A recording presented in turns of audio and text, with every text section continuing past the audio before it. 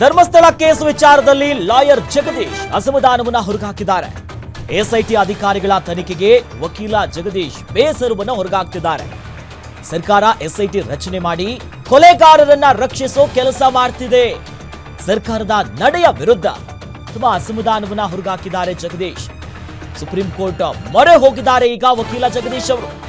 ಧರ್ಮಸ್ಥಳ ಅಸಹಜ ಸಾವು ಸ್ವಯಂ ತನಿಖೆ ನಡೆಸುವಂತೆ ಕೋರಿ ಪತ್ರವೊಂದನ್ನ ಬರೆದಿದ್ದಾರೆ.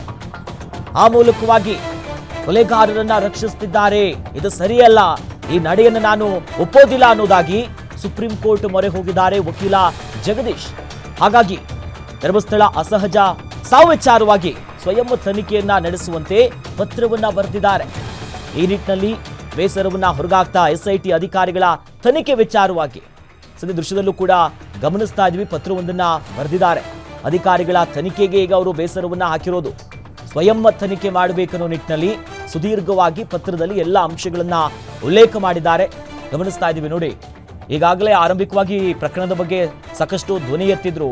ಈಗ ಸುಪ್ರೀಂ ಕೋರ್ಟ್ಗೆ ಒಂದು ಪತ್ರವನ್ನ ಬರೆದು ಸ್ವಯಂ ತನಿಖೆ ನಡೆಸುವಂತೆ ಕೋರಿದ್ದಾರೆ.